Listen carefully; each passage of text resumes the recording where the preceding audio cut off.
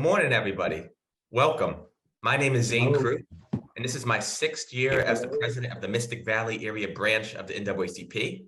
The Mystic Valley area branch of the NAACP encompasses some northern Boston suburban communities such as Malden, Arlington, Everett, Woburn, Winchester, and Arlington. Today, we're here with our friends at the AdMeTech Foundation to put on this virtual event in regards to prostate cancer and COVID in our community. First off, I want to thank everyone who participated in facilitating this event, from members of the NAACP, from the AdMeTech Foundation, to many of our community leaders and dignitaries that are here with us today, and people who are attending the event. Thank you all for joining today on a Saturday morning. For over 40 years, our branch specifically has fought for social, political, economic, and educational equity for all.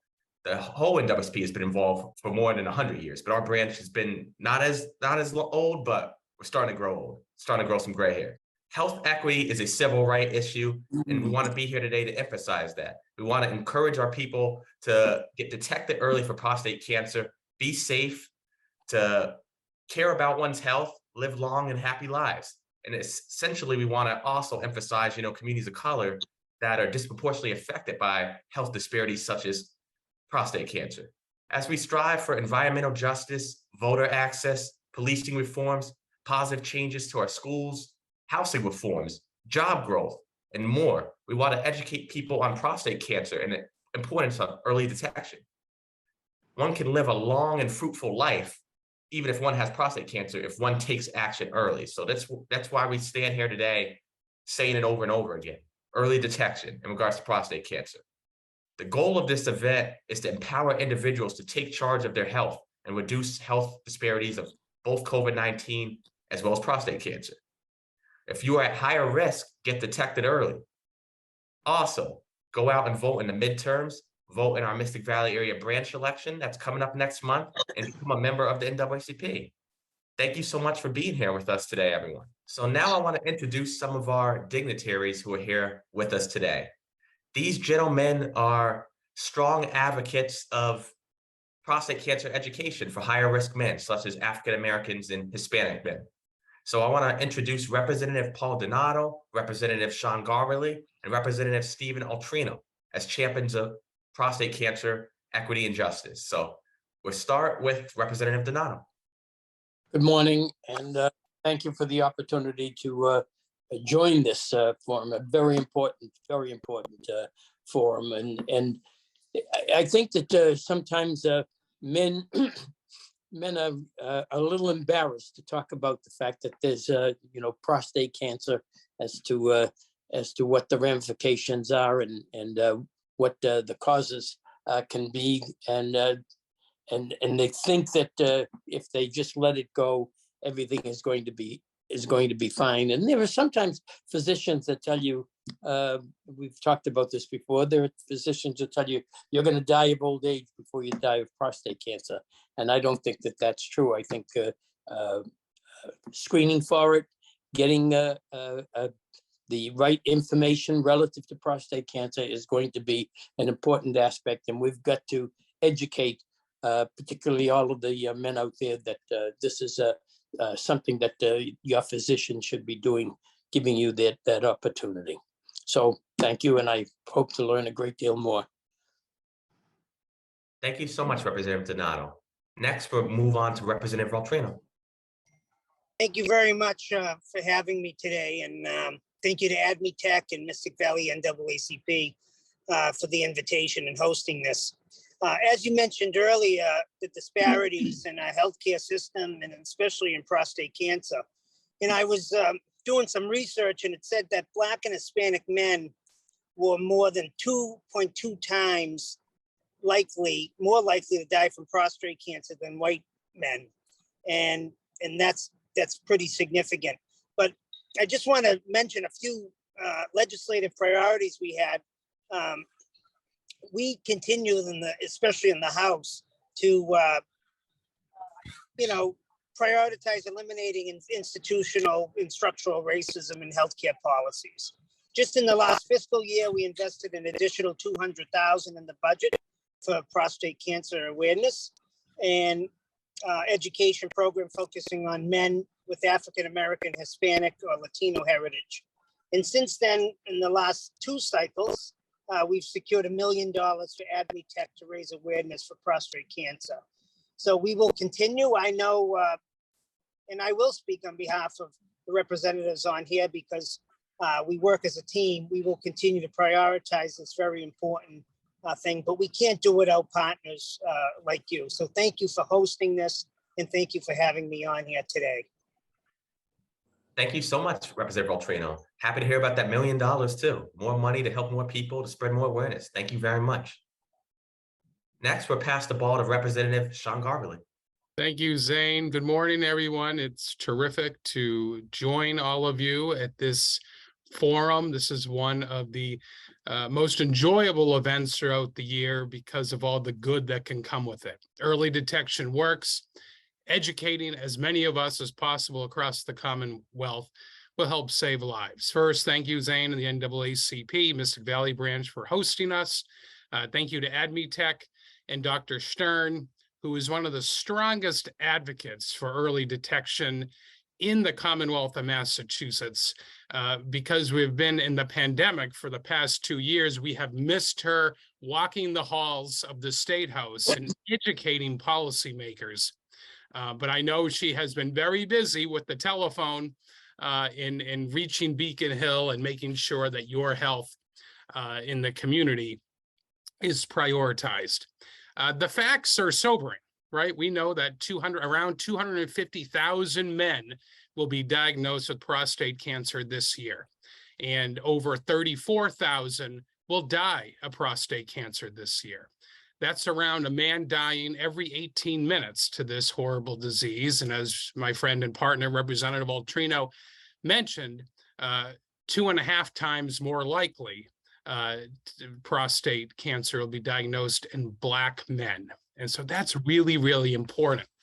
And that's why I'm so grateful that AdMeTech has really focused on prostate cancer equity and making sure that we reach communities across the Commonwealth to make sure every man is aware that early detection is critical, to educate as many men as possible across the Commonwealth to save lives, because we do know that prostate cancer is curable with early detection. And that's why this forum is so important, because with early detection, we can save lives here in the Commonwealth. So it's outstanding to be with all of you today. And this program literally is about saving lives. And I know we have a doctor with us who can speak more about the specifics about this horrible disease than certainly the representatives on this call. But what we can tell you is that this is important and we have your back. And thanks so much for having this event this morning. Thank you so much, Representative Garbely. Thank you, Representative Donato. Thank you, Representative Valtrino. We appreciate your partnership with the AdMeTech Foundation, as well as the NAACP, and all the work you're doing in the Mystic Valley area communities. Thank you so much. So now I'd like to introduce a longtime civil rights activist, a spiritual leader, a lifetime NAACP member, someone who has a couple more feathers in the cap than me. They've been doing it a little longer, not too many years longer, but just a couple more years longer. Our legendary Reverend David Kilpatrick, who is first vice president of the Mystic Valley area branch of the NAACP, pastor of West Medford Baptist Church, as well as a million other titles across both Medford and Malden. So welcome, David Kilpatrick. The floor is yours. Thank you, everybody. It's great to be here. This is a very important event. As Zane mentioned, I pastor a church in Medford, which is over 90% African American. I'm very involved in the Hispanic community, the African American community, and the Haitian community in the greater Boston area. And so I'm particularly concerned about this issue, which, as you have already heard, is much more prominent among African Americans and Hispanics, mostly African Americans. And I even have a number of parishioners who have struggled with prostate cancer. And so I'm very grateful that we're able to be involved in this program, I guess for the 3rd year, partnering with AdMeTech to get the word out so that people will get screened and people will have an opportunity to catch this disease early so that we don't have as many deaths. So now I hope everyone's not full from the appetizers, the salad, the soup, but we're gonna move into the main course. So I'd like to introduce Dr. Sean Watson, who is one of the people that's, most qualified to speak about this. As an NWSP branch president and someone who works in the bank by day, as qualified as I am to speak on prostate cancer, as qualified as the Reverend is, we're gonna give you the doctor now. So Dr. Sean Watson is assistant professor of surgery and urology at Boston Medical Center and Boston University Medical School. So he's gonna tell us the advances in screening, diagnostics, and treatment of prostate cancer, and more. So, Dr. Sean Watson, the floor is yours now. Good morning, and thank you. I really appreciate the invite today. So yeah, like Zane said, I'm going to just give you an overview of kind of some of the newest advancements in screening, diagnosis, and what are we doing for our men with prostate cancer. I have no disclosures, except this is my grandfather grew up in Barbados, and he was 78 when he died of metastatic prostate cancer. We called him Grandpa Ernest. And so prostate cancer runs in my family. When he was diagnosed, there really wasn't all the latest advances in diagnosis and treatment that we do have now. And I think the goal for prostate cancer is, like everyone said, let's see if we can diagnose it early because it is curable, and really make this a chronic disease. Men don't have to die of prostate cancer in the way that they have in the past. So the objectives today are to go over some of the ways that we screen. What are the goals? Who do we screen? When do we screen? And then why? These are my two little boys. It's soccer Saturday. One's 5, one's 8. And this is the reason why this year I'll be screened for prostate cancer. How do we make the diagnosis? What are some of the newest imaging modalities that we're doing to diagnose prostate cancer? What are the roles of biomarkers? Because you're going to hear this when you're talking to your urologist. And really, what are some of the treatment options that men can consider? So what is the prostate gland? It's a walnut-sized gland. It's tucked in between the bladder and the rectum. It's easily felt through the rectum with a small little digital rectal exam. Usually the prostate's small, but can be very large. The larger the prostate gets, the more urinary symptoms a man will have. And I would say that typically urinary symptoms are not really suggestive of prostate cancer. 50% of men over the age of 50 will have an enlarged prostate, but that's not necessarily due to prostate cancer. So I don't want men to think that if they have urinary symptoms, that they are, going to have prostate cancer. It's a reproductive organ. It contributes to semen. And like some of our representatives have said, it affects a lot of men. 1 in 8 men will be diagnosed with prostate cancer. And if found and diagnosed and treated early, the 5-year survival rate is nearly 100%. So what are our goals with screening? We really want to maximize detection of intermediate and high-grade cancers. No longer are we treating everybody with prostate cancer. And we really want to minimize the detection of the non-life-threatening cancers, because there is a large subset of patients that will have a low-grade prostate cancer that we realize now we probably don't need to treat as aggressively as we have in the past. And we really want to decrease the unneeded biopsies and treatment. So we use the AUA, American Urologic Association guidelines for early detection. And really when we're saying early detection, it just means screening. And this really implies detection of disease at an early phase where someone's asymptomatic and they would have no real other reasons to seek medical care. So what does the panel recommend? Anyone under the age of 40, you really don't need to worry about prostate cancer screening. The men that get the most benefit for screening are those in between the ages of 55 and 69. I would say that it's probably reasonable to get the first PSA around the age of 45, especially if you have a strong family, history of cancers, not necessarily prostate cancer, but you can have breast, ovarian, prostate. So, my father, my grandfather, those are some risk factors for having early prostate cancer. And it's pretty reasonable to have your first PSA around the age of 45. And there's really 2 cut points. If it's over a certain value, 1.5, then you'd want to be followed a little closely. Anyone over the age of 70, you don't necessarily need to do routine screening. You can get PSA as part of the physical exam. And, for someone who's in excellent health, it's not unreasonable to start screening at the age of 70, but we don't routinely recommend it. How do we find prostate cancer? Very simple. Blood tests, PSA, prostate specific antigen, and a digital rectal exam. It's done best in combination. And I think that patients really need to be advocates with their physicians, because I feel that a lot of primary care docs may omit the digital rectal exam. So you have to be an advocate. Hey doc, I haven't had a rectal exam. Can we do that? Just as an example, there's a 47-year-old gentleman, strong family history of prostate cancer. His PSA was very low. I did a rectal exam and he did have an abnormal ridge, and he does have one of these intermediate grade prostate cancers that needs treatment. So every so often you'll diagnose prostate cancer just with a finger only. PSA, it's a protein in semen that liquefies the ejaculate. It circulates in blood. If someone doesn't have a prostate anymore, the PSA should be undetectable. PSA is only made by the prostate. This is good, but it can be elevated in other reasons like inflammation or infection or some trauma. PSA was considered one of the first biomarker in prostate cancer, and we really use it from screening to diagnosis, after treatment, really through all phases of prostate cancer. And from a urologist perspective, gone are the times where we do mass screenings on everybody. We would agree that PSA does have several limitations. I would say that the PSA is very sensitive, though. And so if there's something going on, typically the PSA will be high, and then we have to figure out why it's high. Shared decision-making between a patient and their primary care doc is excellent. High-risk patients should be considered for screening. And then depending on the age and the comorbidities, this often dictates the action. And who gets screened is dictated by primary care docs, and who gets biopsied is often dictated by us, the urologists.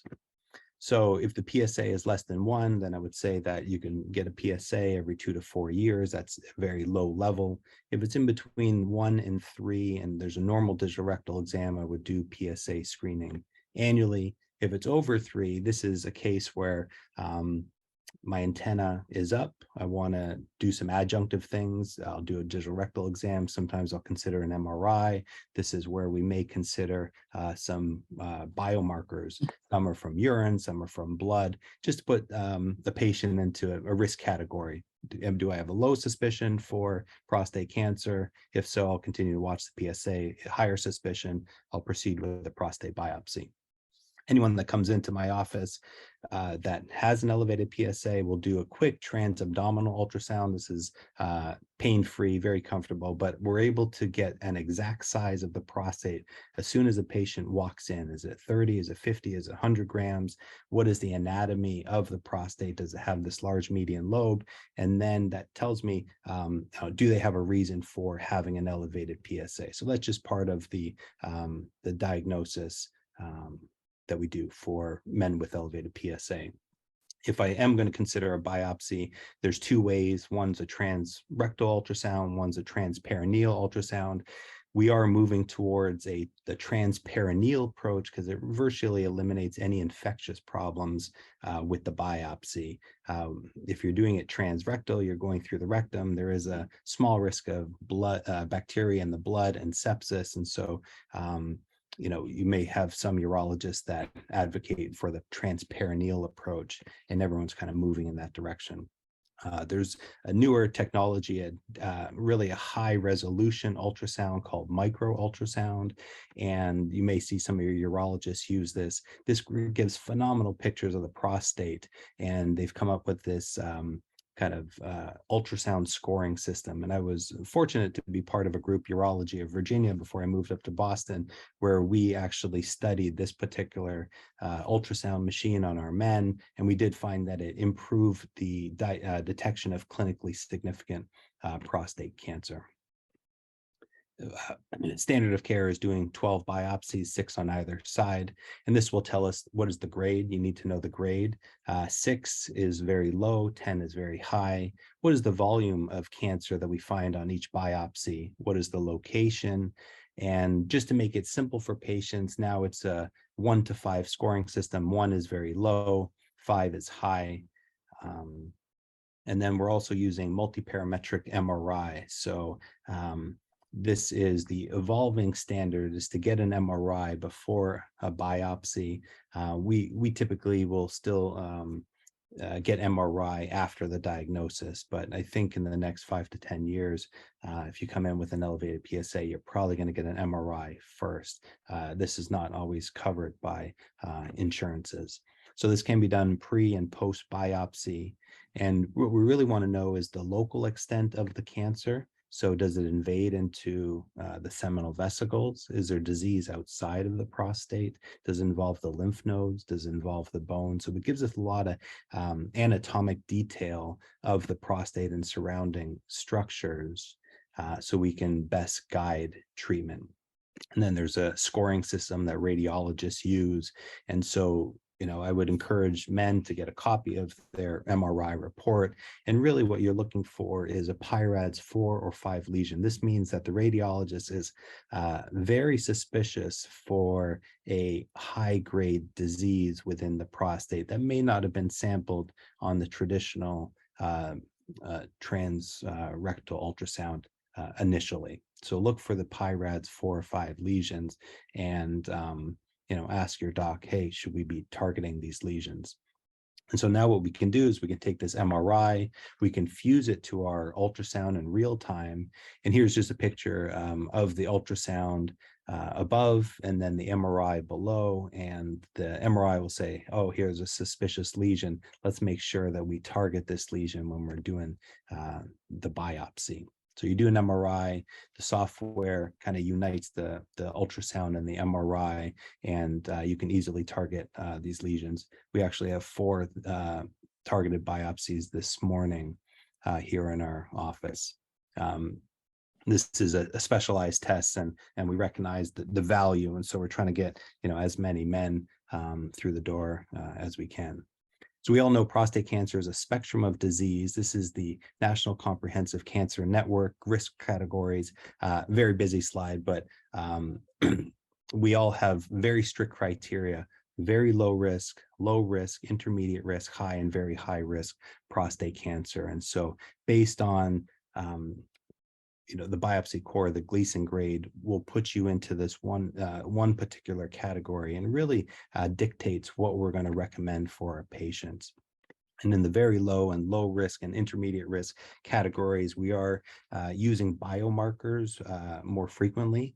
And this helps us risk stratify our patients. And so we can get the actual biology of the prostate cancer. Is this an indolent prostate cancer, a cancer that's not going to grow fast, or is this a more aggressive prostate cancer? And so biomarkers will be used in the pre-biopsy era, prior to biopsy, and then post-treatment.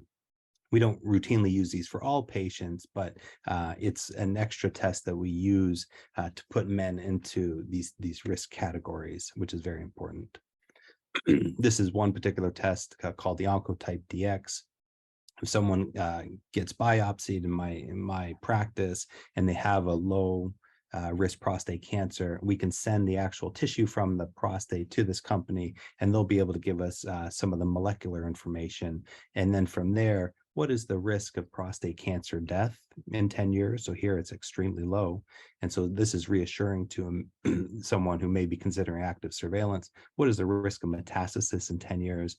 And then if I took you to surgery, what is the risk of adverse pathology on radical prostatectomy? So traditional imaging after a prostate biopsy, we all heard of CAT scan, so CT scan and bone scan are used in prostate cancer, but really now, what is the gold standard if you have a high-risk prostate cancer is prostate membrane specific antigen, or PSMA PET scan. And what this is they give you a radio tracer. It's like a dye that goes through the body, and it's picked up by prostate cancer cells. So now we can tell, is there prostate cancer at a low amount outside of the prostate? And that would really change treatment. So really 2 indications: if someone has high-grade disease and you want to make sure there's no disease outside the prostate so that you can offer them local therapy, or someone's had treatment for prostate cancer, the PSA is now undetectable and is slowly rising. Where is that disease coming from? And so the last little bit, I'm just going to talk about, how do we manage patients that have clinically localized prostate cancer? So there's no suggestion of disease outside of the prostate. Active surveillance, if there's very low risk of disease progression, we can offer surgery or really radiation. So in patients with very low and low risk prostate cancer, we really want to emphasize surveillance. And so this is the first line therapy that's recommended. We may recommend it to you if you have a couple cores of a low grade disease. We'll typically do biomarkers. We will get a prostate MRI to make sure that there's no those PIRAD 4 or 5 lesions, and we may consider a fusion biopsy. So why active surveillance? Disease is slow growing. Life expectancy may be very low in some men with multiple comorbidities, and it really avoids the side effects of surgery and radiation. Can they still get treatment? Yes. And this is really based on disease progression and patient preference. Can the cancer grow or spread? Yes, usually not. And then we usually are almost always able to catch this in time to treat. And then what are the risks? Multiple biopsies, could be, discomfort. There could be a lot of patient anxiety, and then multiple tests, so multiple PSAs. For men with intermediate grade disease, we are considering surgery or radiation. Radiation typically comes in several forms. External beam radiotherapy, there's usually about 44 sessions. You may hear of brachytherapy, which are seeds implanted into the prostate, or you may hear of the CyberKnife, which is a higher dose radiation done in less time, less fractions. The goals of radiation are really to minimize damage to surrounding structures, what's close to the prostate, the bladder, that can be damaged with radiation. There's also the rectum as well. And so you really want to have high doses to the prostate and the cancer tissue. The seeds are placed through the perineal area into the prostate, high dose radiation to the cancer cells, and then eventually the radiation will die out. And then here's the CyberKnife, so higher dose radiation in less number of fractions. The standard of care nowadays is to really place a gel or some sort of barrier in between the prostate and the rectum. Here, this is one particular one called SpaceOar. There's another one called hydrogel. And this is a small little procedure where you implant this gel in between the prostate and the rectum to kind of separate that space to minimize damage to the rectum. What are the radiation side effects? Fatigue, bowel symptoms, erectile dysfunction is sort of a late complication. And then if you've had surgery, if you've had radiation, it can make surgery down the road a lot more difficult. To remove the prostate, we are doing radical prostatectomy. This is mainly done with the robot, faster recovery, less blood loss. I think most of our surgeons are using robotic surgery to remove the prostate gland. You want to do this as carefully as possible to minimize damage to the external sphincter or the erectile nerves. This is the robotic platform that we're using. And then patients stay about a day in the hospital. Catheters about 2 weeks, return to work in about 4 to 6 weeks. And then they're usually continent at about 12 months, not using pads. And then impotence is one of the biggest side effects. And then this is highly variable. So if you come into surgery and your erections are great, higher likelihood that you'll have erections post-procedure. There's another newer technology that's been FDA approved. It was used in Canada and Europe before the US, and this uses sound waves to treat part of the prostate to cancer cells. And this is kind of gaining widespread usage in the US, but I think still kind of in the early phase. So in summary, prostate cancer is common and aggressiveness is quite variable. Earlier detection is favorable. We want to maximize detection of intermediate and high-grade cancers, minimize detection of non-life-threatening cancers, and then now we're using imaging genomics are used to improve the risk stratification. And then this has allowed us to become a little more comfortable with active surveillance. And for those with very low and low-risk disease, we'll consider active surveillance, intermediate and high-risk disease, surgery or radiation, and then there are other treatment modalities that are becoming a little bit more common. So thank you for your attention. I just want to just draw your attention to this one particular web-based application called Well Prepped, and I believe in a very informed patient, and this was actually created by a urologist at Leahy Clinic, and it's a way to put evidence-based information onto the web for your patients so that they can review it before they see you. So all the docs on this particular platform have their own page, and I would just encourage patients to talk about that and kind of visit the pages of their doctors beforehand. Thank you. Thank you very much, Dr. Watson. That was very informative. Thank you so much for sharing your expertise with all of us. We'll all leave here today more informed and well equipped to get detected early. If we are at high risk, to go with the next steps. So thank you so much for sharing. Next, I want to keep the agenda rolling. I want to introduce Dr. Faina Stern, president of the AdMeTech Foundation. Dr. Stern is going to describe the Prostate Cancer Equity Program from the AdMeTech Foundation, amongst many other things. President Stern was the founding board member, president and CEO of AdMeTech Foundation since '97. She was involved in multiple leadership organizations, done so much stuff, more stuff than I could name. Boston Business Journal recognized her as a woman of influence in 2016.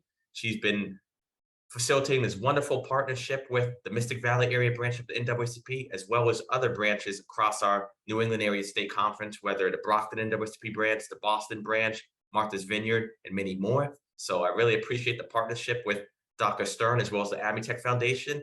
And I'll pass the ball to Dr. Stern so she can continue educating us on prostate cancer. Thank you so much, Zane, and thank you so much for your partnership. I believe it is our third annual event with Mystic Valley, and we are proud to work with you. As with Dr. Wasson, my personal interest in prostate cancer stemmed from a very personal experience. My father had prostate cancer, and I remember what it was like for us in mid-90s when I was a champion of breast cancer imaging at the National Cancer Institute and minimally invasive treatment at National Cancer Institute, and chaired all kinds of cross-government committees. What it was like for me to have learned that my father had prostate cancer. And that's how I discovered that there are no good diagnostic. There was no imaging for prostate cancer. We were so far ahead at that time, establishing advanced imaging for breast cancer that is standard today, MRI, many other, digital mammography, telemammography, everything is standard, advanced ultrasound, and men did not have it. And I was absolutely horrified that there were no accurate diagnostics for my father, for my family, that with all of my professional knowledge and connections to figure out what would be the fate with clarity of my father's prostate cancer. I've been very, very close to my father all my life. And since then, within literally a couple of years, I changed the focus of my career from breast cancer to prostate cancer. And in many ways, my father passed away in 2019, but this work since 1997 has been dedicated to my father. But what else I learned very early on, that as distressing as it was for my well-informed family, that my father had prostate cancer, I also learned very early on that at that time, similarly to breast cancer, there were tremendous disparities, particularly in the death rate, mortality between Black and white men. And we knew by that time that accurate diagnostics that can improve early detection of breast cancer were going to eliminate disparities between Black and white women. Today in Massachusetts, that has equal access to care, we have no differences in mortality with this advanced diagnostics between Black and white women. However, Black men in Massachusetts still are dying at a rate of 2.2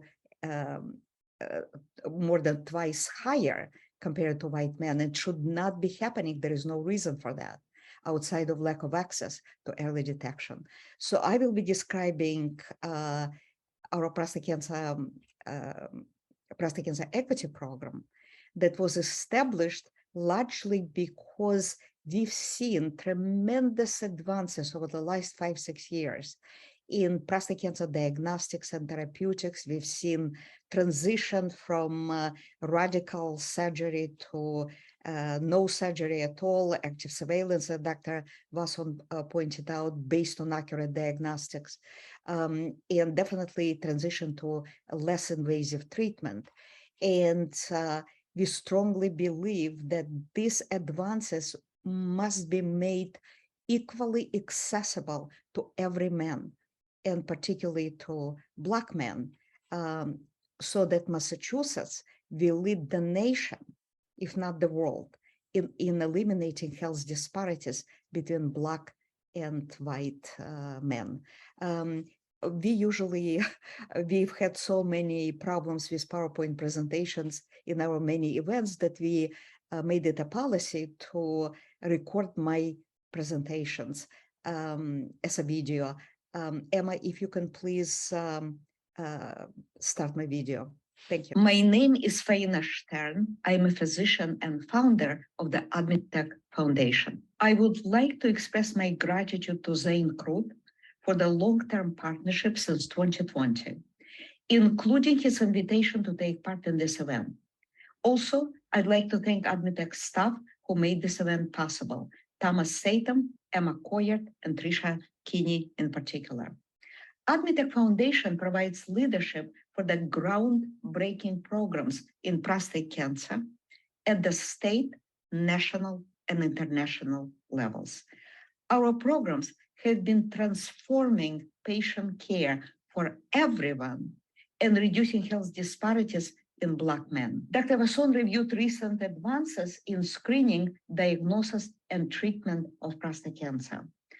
I will describe our new prostate cancer equity program launched recently to bring these exciting advances in patient care to every man in Massachusetts and eliminate health disparities. Prostate cancer equity program is an integral part of the AdMeTech's ongoing statewide program in prostate cancer that created a Massachusetts model of national leadership in public awareness, medical education, and research. We are grateful to the Mystic Valley delegation to the State House who made this program possible. Our primary focus is on high-risk men, Black, Hispanic, and Latino individuals, and all men with family history of prostate cancer and increasing age, 50 and older. This program was initiated since 2009 in collaboration with multiple organizations and has 3 components: public awareness, community education, medical education, and research. For public awareness and education, we had reached well over 36,000 men since January 2020. While we are dealing with COVID pandemic, prostate cancer cannot wait. And yet many men avoid visits to their doctors out of understandable concern of contracting coronavirus. Unfortunately, delays in prostate cancer care can cause reduced quality of life and even loss of life. Clinical facilities created a safe environment for patient care, including virtual visits, telehealth, ongoing in-person care, doctor's appointments and testing, and medical procedures such as biopsies and treatment. Ongoing care is particularly important for Black, including Hispanic men, who are 2.5 times more likely to die compared to white men in our country. However, early detection saves lives and eliminates health disparities. With early detection of prostate cancer, every man is alive in 5 years. In sharp contrast, with late diagnosis, when cancer is spread to other organs, only about 28% of men remain alive during the same time. In prostate cancer, screening with blood tests called PSA is the best tool we have for prevention and early detection critical for saving lives and reducing health disparities. During pandemic, it is more important than ever to take charge of your prostate health. It is important to know your risk factors, such as Black heritage, family history of prostate cancer, particularly in a brother or father, and increasing age, 50 and older. You can ensure early detection. During annual visit, ask your doctor about PSA blood test and digital rectal exam. You need to talk to your doctor starting at the age of 40 if you have risk factors, or at the age of 45 if you do not have risk factors I just mentioned. Before screening, it is important to avoid exercise or sex, which may impact your testing results for 1 week.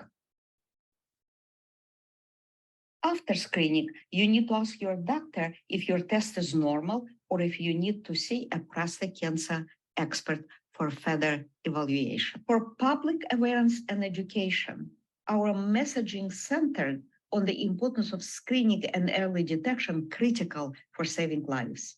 In 2015, jointly with Brockton NAACP and Good Samaritan Medical Center, we focused on Plymouth County, which led the state in Black men's mortality, together with Suffolk County and with Middlesex County closely behind in the 3rd place. As of 2021, according to the latest data from the National Cancer Institute, Black men's mortality in the Middlesex County actually became worse, as we can see here, compared to 2015. This mortality is still the 3rd highest in the state and about 1.5 times higher compared to Plymouth County, where we have undertaken an extensive awareness campaign. We hope to work with Mystic Valley NAACP and other local organizations to make a difference for Middlesex County, similar to what we have done in Plymouth County. The centerpiece of our medical education is AdMeTech's annual Global Summit on Precision Diagnosis and Treatment of Prostate Cancer. The latest 6th annual conference took place this year between September 22nd and 24th. Our summit brings together the key international experts representing every clinical expertise to review the best emerging clinical practices. This educational event showed rapid advances in patient care.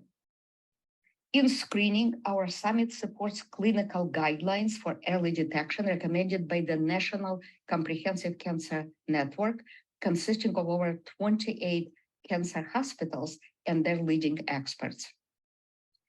As mentioned, high-risk men, including men with a Black heritage or family history of prostate cancer, are recommended to start screening at the age of 40. Average risk men should start PSA screening at the age of 45.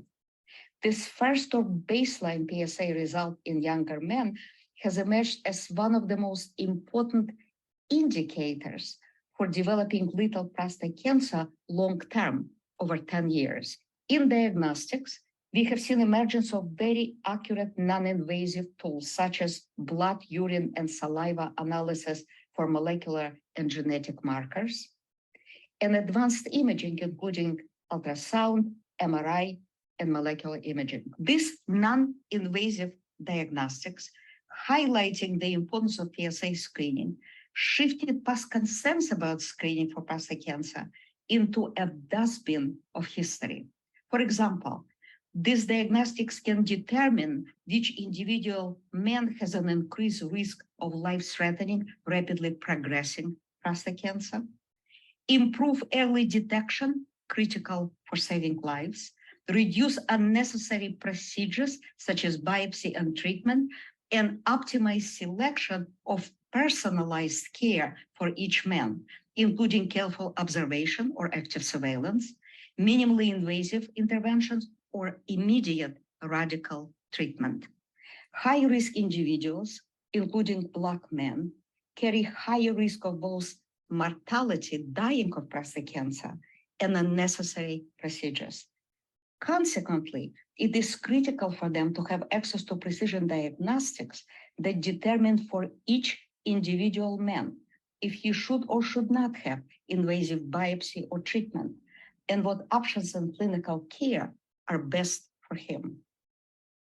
Unfortunately, in Massachusetts, Black men are less likely to have precision diagnostics, such as advanced imaging, MRI, or molecular imaging, or genetic testing, or undergo life-saving treatment compared to white men. Prior to undergoing invasive biopsy or treatment, it is important for each man to discuss with his doctor if any testing is available to determine if these procedures are actually needed, and if yes, what kind of options would work best for him. For example, in this slide, magnetic resonance imaging, or MRI, shows prostate cancer lesions and guides biopsy needles with precision.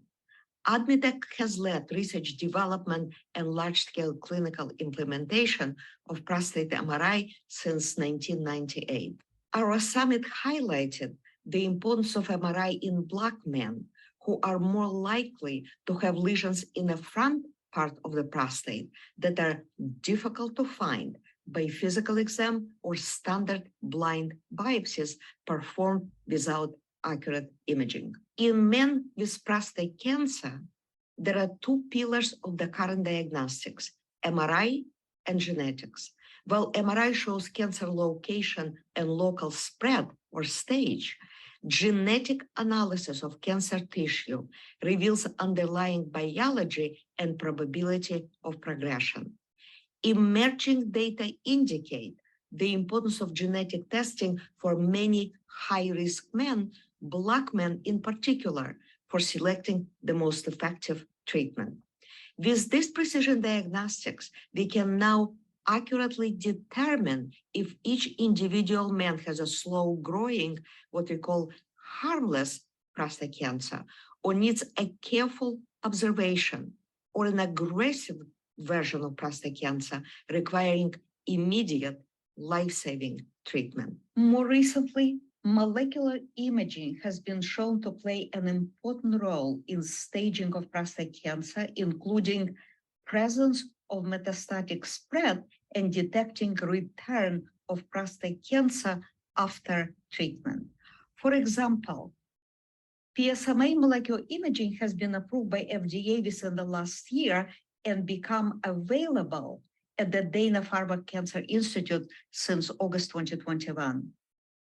On the left, right here, we can see a traditional bone scale showing no metastatic spread. However, on the right, in the same patient, molecular imaging demonstrates extensive metastasis. This information is important for selecting appropriate and effective treatment. We are proud to have led research and development of molecular imaging since 2001, based on the evidence coming from military medicine, from veteran administration. Our summit concluded that equal access to high-quality care is the key factor in improving patient outcomes for all men and eliminating health disparities in Black men. It is particularly important now with so many novel diagnostic and therapeutic approaches, ensuring high-quality personalized patient care. Without equal access to these advances in patient care, we will see a widening gap in health inequalities, including survival and mortality. Consequently, AdMeTech launched the Prostate Cancer Equity Program in Massachusetts in collaboration with Mass General Brigham, UMass, and other clinical institutions, with the mission to save lives and deliver high-quality care. Supporting organizations include Latino Health Insurance Program and NAACP New England Area Conference with their multiple branches located across the state. Our goal is to expedite access to leading experts who use the most advanced approaches to screening, diagnosis, and treatment available today. This program helps men to find an expert for the initial or a second opinion, in-person or virtual visits. Any Massachusetts man age 40 and older can participate. Our priority focus is on Black, Hispanic, and Latino men who are at higher risk of prostate cancer, delayed diagnosis, poor quality care, and death. We believe that in Massachusetts, with its leading hospitals and universal access to care, our prostate cancer equity program will be able to eliminate health disparities. Experts of the prostate cancer equity program can address any questions about prostate health, from assessing an individual healthy man's personal risk of cancer to informing men about all available options before and after screening, biopsy, and treatment. We are committed to supporting men during every step of their medical journey to ensure that no man is left behind or struggling alone. To achieve this goal, we created a streamlined VIP-style process of patient referral and care, reflecting how a physician like me takes care of my family and friends. This process consists of 3 components. 1, AdMeTech Foundation's coordinator collects basic information and matches individual patients' need with the appropriate state's experts. A clinical organization designates a patient navigator who works with multiple schedulers to expedite a medical visit.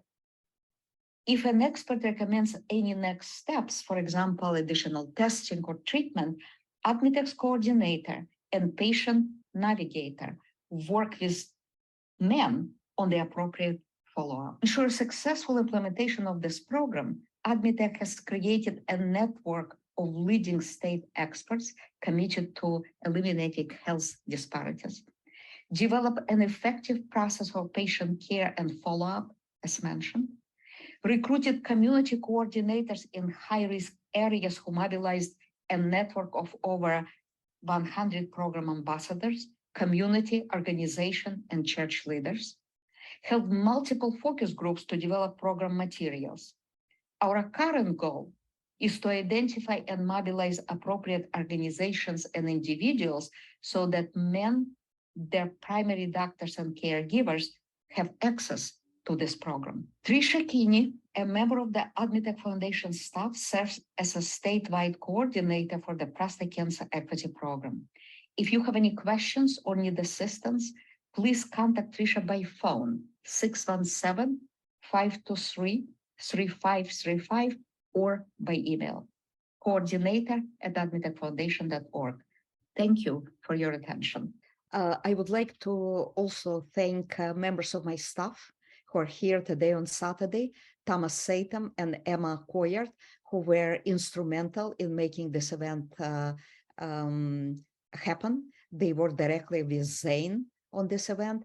And most of all, I really want to thank Dr. Shodvason, who is here with us on Saturday when he's on call at BU Medical Center, and Representative Donata, Representative Ultrino, and Representative Garbalay, who are also here with us and who have been for years at the forefront of support for creating and maintaining and expanding this program on Beacon Hill in Massachusetts. Thank you. Thank you very much, Dr. Stern. I guess now is a good time to open the floor to questions. I see some people from Facebook Live that have a couple questions. Is now a good time to move to that? Okay, I see one question that's coming in that says, if one is above the age of 75, is it pointless to get detected for prostate cancer? Is someone too old, or does it make any sense? Or Sean, do you want to address this question? Sure. Great question. Nowadays, it's less about the age. I think that a lot of things go into age. You can have a really healthy 75-year-old that runs marathons and a very sickly 75-year-old. So, what are the other comorbidities? Do they have, advanced other malignancies? Are they, pretty active? And so I never say that you can never do a PSA test. And I think that shared decision-making is great. I saw a gentleman yesterday who was in his 80s and, had a high PSA. And at this point, the new diagnosis of prostate cancer may not necessarily, extend their life expectancy. So certainly if there's a clinical reason for getting a PSA, sometimes a gentleman will come in at that particular age and will have some other symptoms, a lot of urinary symptoms or bone or back pain, something that may suggest metastatic prostate cancer, then certainly we will get a PSA. But I think as a rule of thumb, several societies do not typically advocate getting the first PSA in an asymptomatic male, over the age of 75. But good question. Thank you, Dr. Watson. I see another question that says it's coming from a young folk that says, what's the, I guess, likelihood that one has to get the rectal exam? Is the PSA going to be sufficient most of the time, or is there a way to avoid the rectal exam? I know there's a lot of worry, I guess, in terms of that one. I see the question. Sure. I think I would say I'd like at least the PSA at a minimum.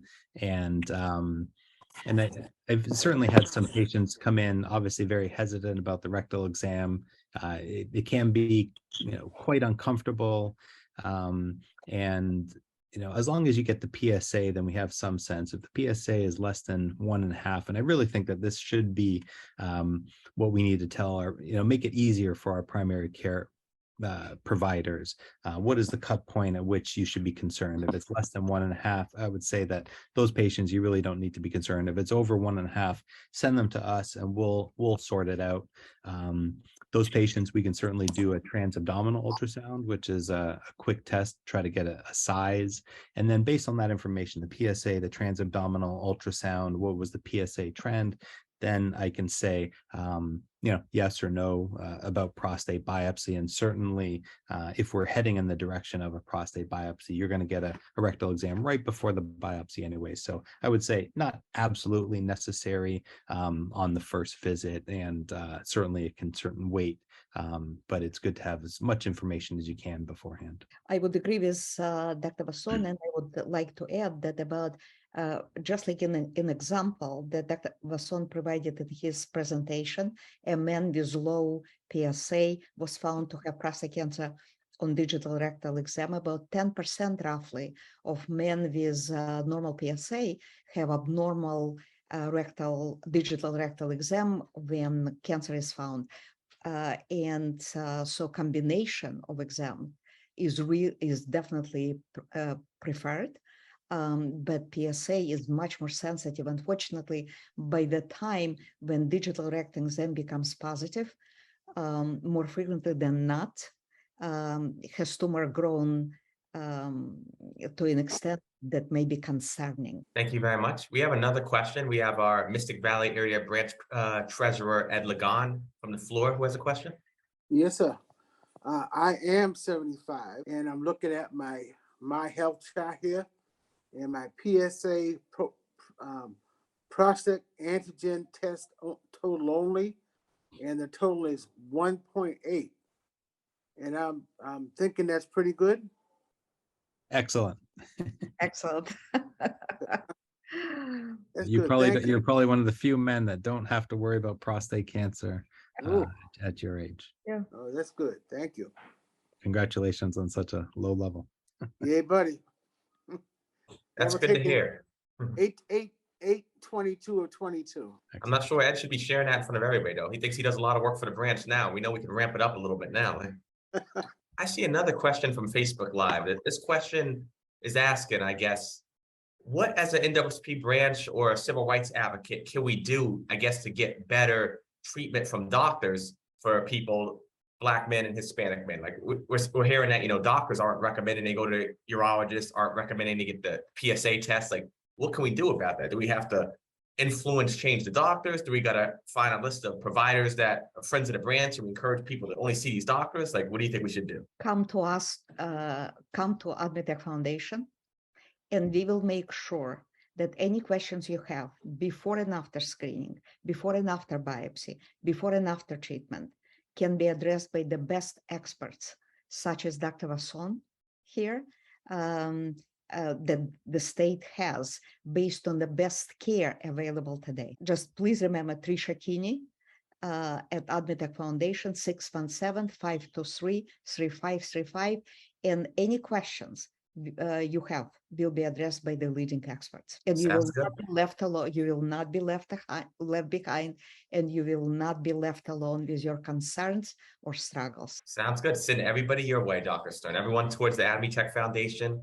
We're happy, of course, to disseminate more information on our site, social media channels, newsletters. We'll make sure that if anyone thinks of prostate cancer, they only think of AdMeTech, because we know they'll get the appropriate help. Thank you so much. And if anyone did not get quite our information from AdMeTech, please go to Zane Krut. He will know how to connect you.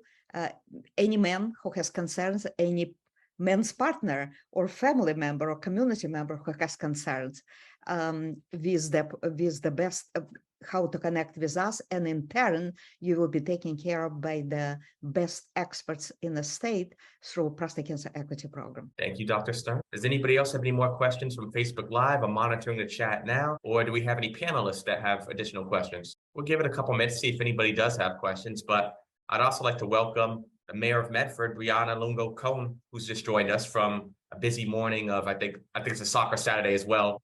So welcome, Mayor. Thank you so much for joining us. Thank you, Zane. Yes, I'm actually missing a hockey game now to be here with you all, and but I'm heading to soccer about 1 o'clock. So I'm glad to join you. Thank you. Good morning, everyone. Thank you for having me here to talk briefly on this important topic. Before I start, I wanted to recognize the incredible work that Zane and the staff and volunteers here at the Mystic Valley area branch of the NAACP do for the people in our community, especially as it relates to public health and preventative care. As I'm sure you all know, prostate cancer is much more prevalent with African-American men, with this demographic a little over 1.5 times as likely to be diagnosed with the disease and more than twice as likely to die as compared to white men. In addition to those alarming figures, something that truly stands out to me, as I'm sure you are all as well, is that according to recent findings published by the National Cancer Institute, African-American men are more likely to die from low-grade prostate cancer. This, of course, is immensely concerning and requires much more thought and analysis to better understand the root causes, these imbalances, as well as the solutions. Thankfully, the work is being done both on a global level and even here on a local one, with workshops and webinars like this one we are having today. As with anything, preventative care is the key to staying and getting healthy. So I implore everyone to get checked regularly and avoid the more serious consequences that come with delaying available healthcare. Thank you again to the Mystic Valley area branch NAACP for inviting me to say a few words. I appreciate the opportunity. Thank you very much, Mayor. Thank you so much for taking time out of your busy fall Saturday to join us. Happy to. Thank you. I'm seeing if we have any more questions, but besides that, Dr. Stern or Dr. Watson, do we have anything else to add or anything else you want to make sure people know? Absolutely. I agree with you, Zane, that, and from the beginning, we approached the prostate cancer where Black, including Hispanic men, are dying at the rate of more than twice higher compared to white men. It is so, first of all, there is no other cancer that we know about has this kind of disparities anymore. It's a leading disparity. And from our perspective, this is a civil rights issue. This is a human rights issue. And that's why we are privileged. We feel privileged to have partnered with organizations like New England Area Conference NAACP, like Mystic Valley NAACP, in order to highlight this as such. It does not have to be this way. Medicine today has all the tools to put an end to this absolutely unacceptable problem, unacceptable inequality in terms of civil rights, in terms of human rights. And I would just echo, Dr. Stern's comments. The more we find out about prostate cancer, we recognize it's less of a genetic difference. It's really an access, issue. And so, Faye's boots on the ground, and I commend her initiative in really closing the gap of the disparities. So, great job on a wonderful program, and yeah, you were doing the exact right thing for men in this particular area. Thank you so much, Dr. Watson.